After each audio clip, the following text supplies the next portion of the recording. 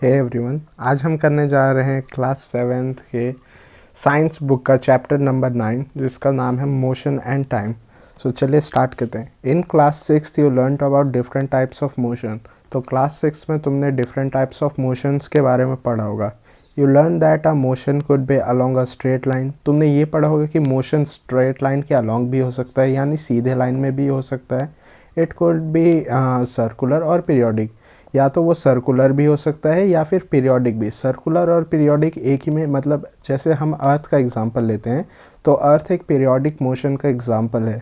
Can you recall this 3 types of motion? क्या तुम इन 3 types of motion के बारे में बता सकते हो? यहाँ पे एक टेबल गिवन है, टेबल 13.1, या फिर दूसरे बुक में 9.1 करके भी दे रखा हुआ है।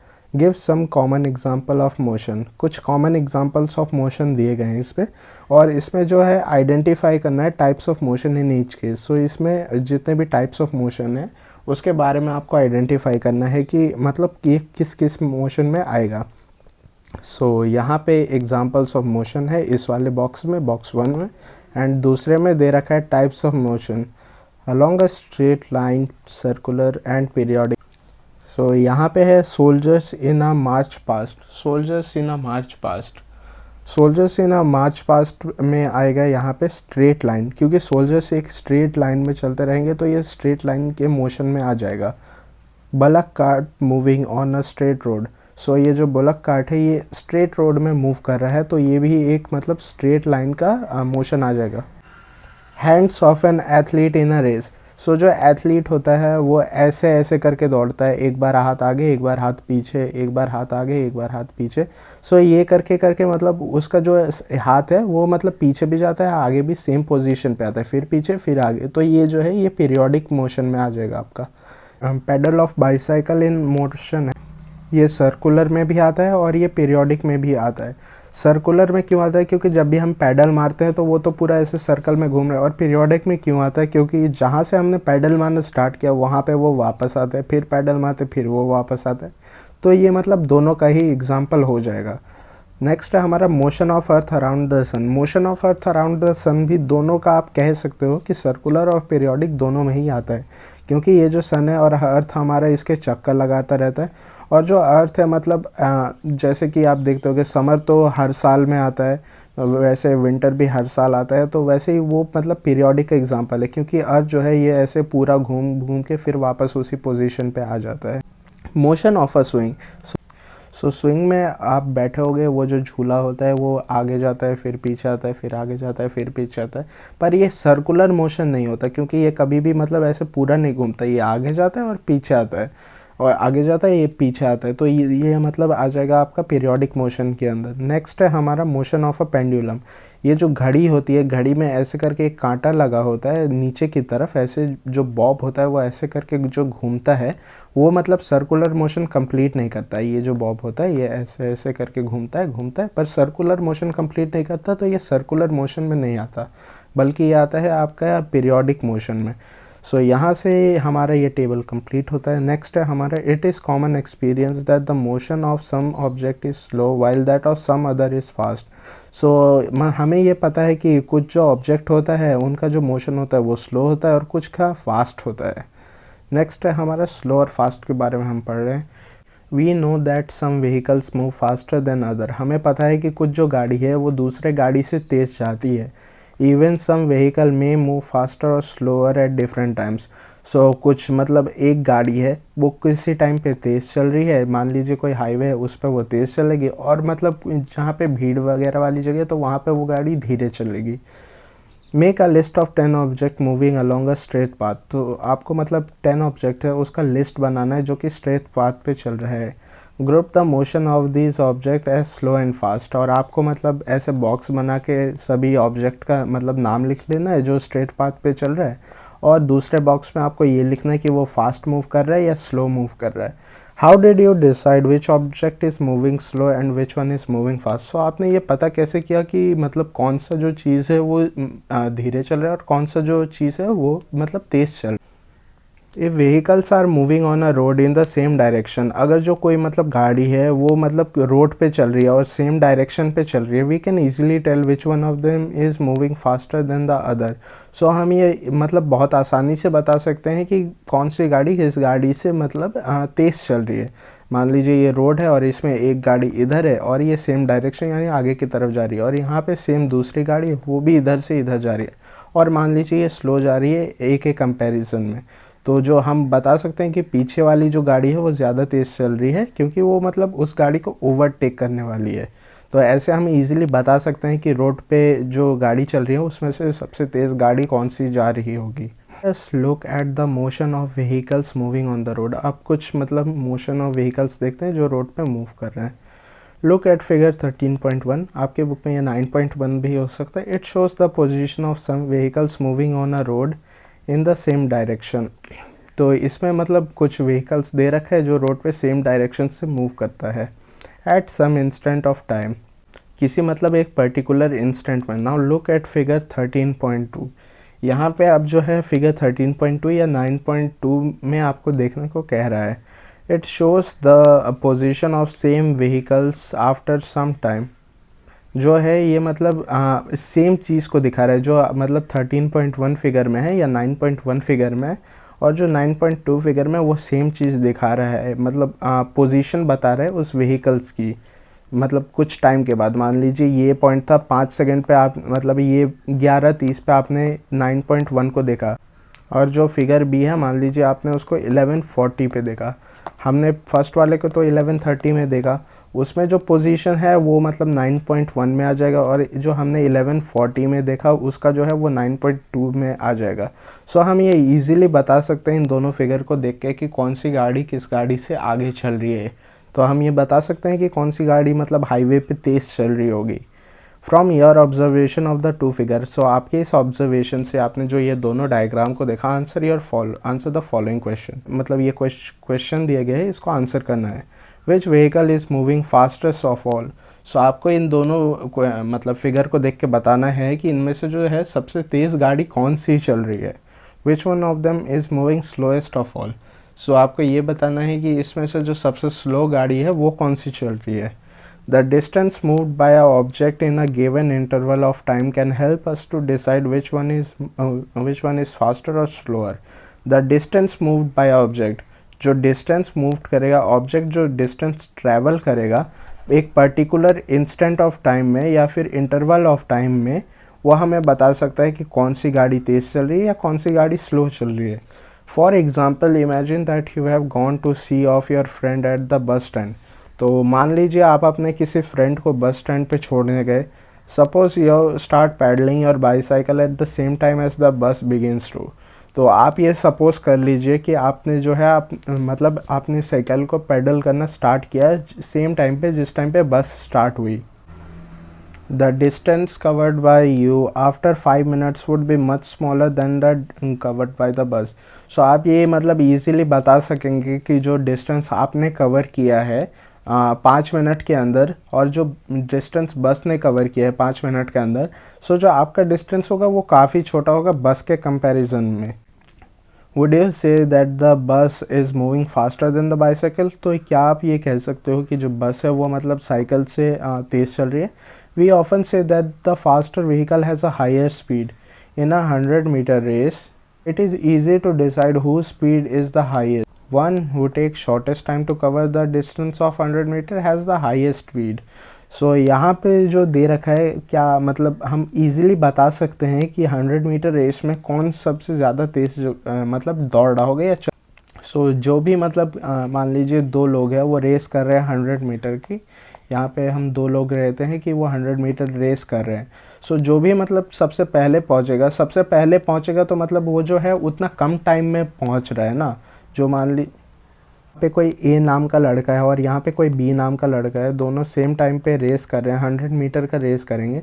जो इसमें पहले पहुँचेगा, मान लो ए इसमें पहले पहुँचा तो उसने मतलब कम टाइम लिया होगा ना बी के कंपैरिजन में, क्योंकि बी तो उससे बाद में पहुँच रहा है।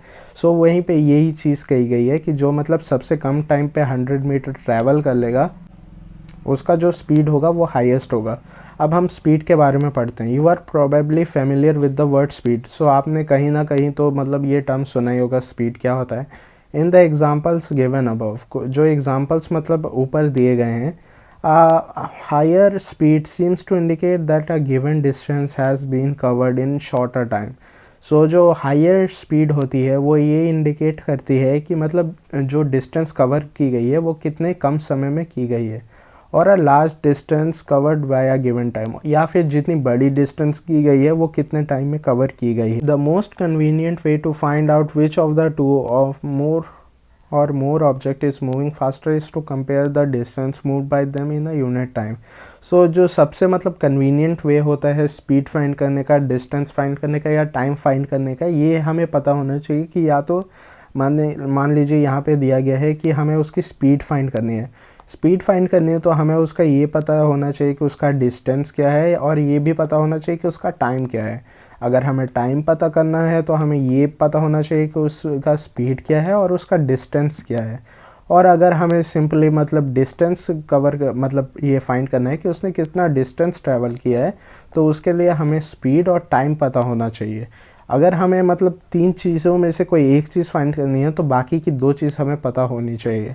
सो वहीं पे ये सेम ही चीज़ कह रहा है कि मतलब यूनिट टाइम में वो कितना डिस्टेंस कवर करता है, उसी को हम स्पीड मान लेते हैं। मान लो उसने एक मतलब 10 किलोमीटर कवर किया 10 मिनट में।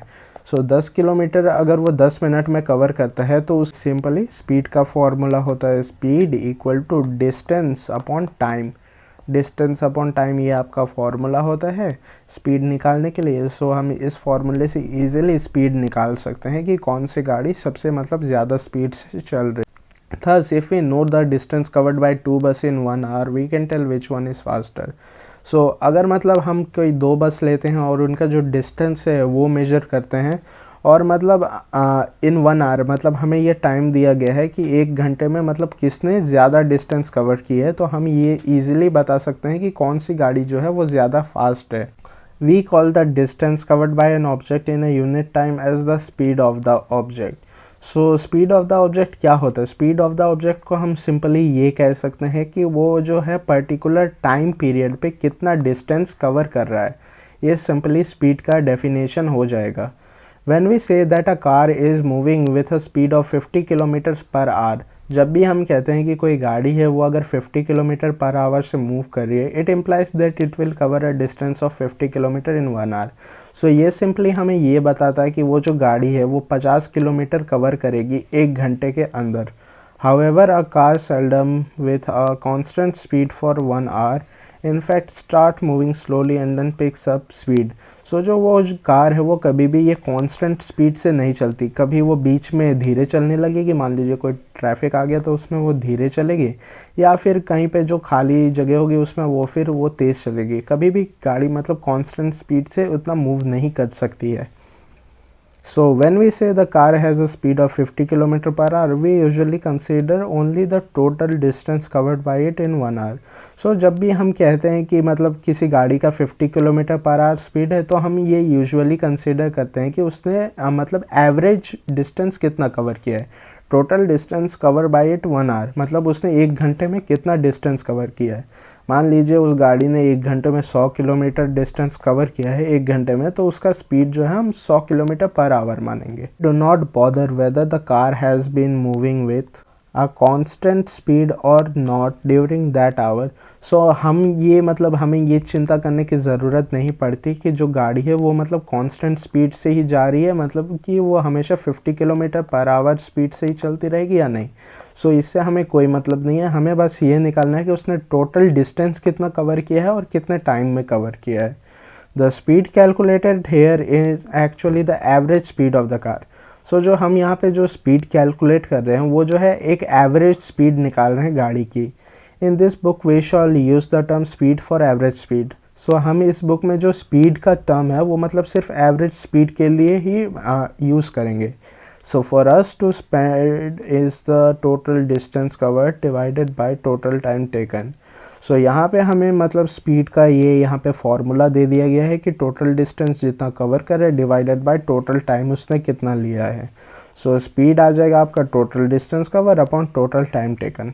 अब है आगे यहाँ पे जो ब्लू बॉक्स में दे रखा है, in everyday life we seldom find objects moving with a constant speed of over long distance और for long duration of time. So मतलब हर दिन हमारे आसपास हमें कुछ ऐसी चीज़ें भी दिखती हैं जो मतलब कांस्टेंट स्पीड से मूव करती रहती है, एक मतलब बहुत लंबे टाइम ड्यूरेशन के लिए या बहुत ही लंबे मतलब डिस्टेंस के लिए। If the speed of the object moving along a straight line keep changing, its motion is said to be non-uniform। अगर कोई मान लीजिए स्पीड है, मतलब किसी ऑब्जेक्ट का स्पीड है और वो मतलब स्ट्रेट लाइन में चल रहा है, बट वो मतलब चेंज हो रहा है, कभी वो फास्ट चल रहा है, फिर कभी वो धीरे चल रहा है, फिर फास्ट चल रहा है, फिर धीरे चल रहा है, तो उस टाइप के मोशन को हम नॉन यूनिफॉर्म मोशन कहेंगे। On the other hand a straight line with constant speed, मान लो कोई यहाँ पे गाड़ी है और वो कांस्टेंट स्पीड से चलती जा रही है, मतलब वो ऐसे धीरे फिर तेज़ फिर धीरे ऐसे करके नहीं चल रही, वो सीधा मतलब कांस्टेंट सेम स्पीड से चलती जा रही है, तो उसको हम यूनिफॉर्म मोशन कहेंगे। Is the average speed is the same as the actual speed. So इस केस में जो एवरेज स्पीड है वो सेम होगी एक्चुअल स्पीड के। Determine the speed of a given object once we can measure the time. So हम जो है ये स्पीड को डिटरमाइन कर सकते हैं जब हमें कोई मतलब टाइम दे रखा होगा और डिस्टेंस हमें पता करनी होगी, या फिर हम मतलब डिस्टेंस को भी फाइंड आउट कर सकते हैं अगर हमें मतलब टाइम दे रखा होगा और ये स्पीड गिवन होगी। In class 6 you learn how to measure distances, but how do we measure time, let us find out. So class 6 में तो तुमने ये पढ़ा होगा कि हम कैसे मतलब डिस्टेंस मेजर करते हैं, पर अब तुम ये बताओ कि हम जो है ये टाइम कैसे मेजर करते हैं। मेजरमेंट ऑफ टाइम के बारे में हम पढ़ते हैं। If you did not have a clock how would you decide what time of the day it is. So अगर तुम्हारे पास घड़ी नहीं होगी तो तुम ये कैसे बता सकते हो कि अभी जो है ये कितना बज रहा होगा। Have you ever wondered how our elders could tell the approximate time of the day by just looking at the shadows. तो तुमने कभी ये कंसिडर किया है कि जो हमारे एंसेस्टर वगैरह होते हैं वो मतलब हमारे शेडोज़ को देख के टाइम कैसे बता देते थे पहले के टाइम पे। सो ये जो how do we measure time intervals of a month a year. So हम ये टाइम इंटरवल्स मतलब महीने का या ईयर का कैसे मेजर करते हैं। Our ancestor notice that many events in nature repeat themselves after definite intervals of time. So हमारे जो एंसेस्टर थे उन्होंने ये नोटिस किया कि जो चीज़ें हो रही हैं, जो इवेंट्स अकर कर रहे हैं नेचर में, वो मतलब एक पर्टिकुलर टाइम इंटरवल के बाद फिर से रिपीट करते हैं। फॉर एग्ज़ाम्पल यहाँ पे एग्जाम्पल पे दे रखा है, they found that the sun rises every day in the morning. So उन्होंने ये पता लगाया कि जो सन है वो हर मतलब सुबह राइज करता है, मॉर्निंग में राइज करता है sun. The time between one sunrise and the next was called a day. So मतलब जिस दिन सूरज होगा और मतलब उसका अगला दिन पूरा रात हो गई और ये चांद जो है वो चला गया, फिर जो दूसरे दिन फिर से जो सन आया, तो मतलब पहले दिन के सन से दूसरे दिन के सन को मिलाकर उनका एक डे माना जाता है, ऐसे एक डे मानते हैं। Time between one sunrise and next is called a day. Similarly a month was measured from one new moon to the next. So similarly जो एक महीना है वो भी इसी टाइप के मतलब मून के देख के हमने ये मेजर किया, हमारे एंसेस्टर ने मेजर किया कि एक महीना वो मून के हिसाब से हमने उसको मेजर किया था। A year was fixed as the time taken by Earth to complete one revolution of the sun। और हमने साल का ऐसा पता लगाया कि जो अर्थ है उसको पूरा सन का एक चक्कर लगाने में कितना टाइम लगता है। Often we need to measure intervals of time।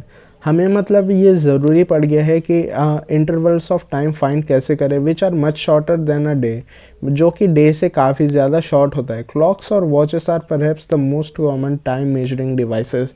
जो क्लॉक घड़ी या फिर जो वॉचेस होते हैं आपके, जो रिस्ट वॉचेस वगैरह होते हैं, वो सब जो है बहुत ही ज़्यादा कॉमन मेजरिंग डिवाइस है या टाइम फाइंड करने में हमें बहुत हेल्प करते हैं। Have you ever wondered how clocks and watches measure time. So क्या तुमने कभी ये सोचा है कि क्लॉक्स और जो वॉचेस है वो कैसे टाइम को मेजर करते हैं।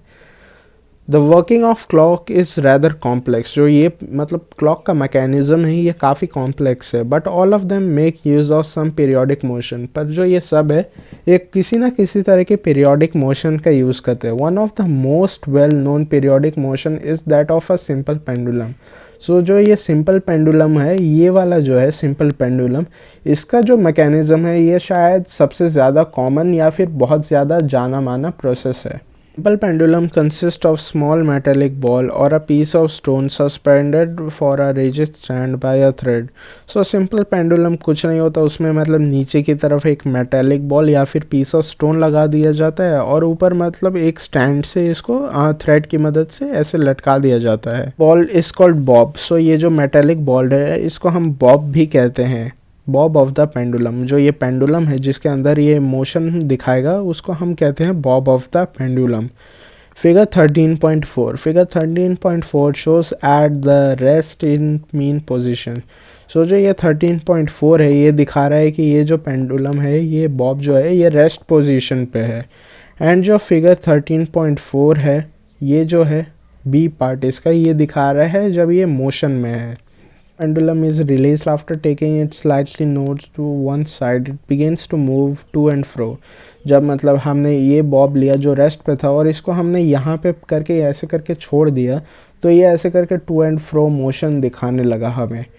To and fro motion of a simple pendulum is an example of periodic or an oscillatory motion. So ये जो to and fro motion है यह periodic या फिर oscillatory motion का example है. The pendulum is said to have completed one oscillation when its bob starting from mean position O, A and B and back to O.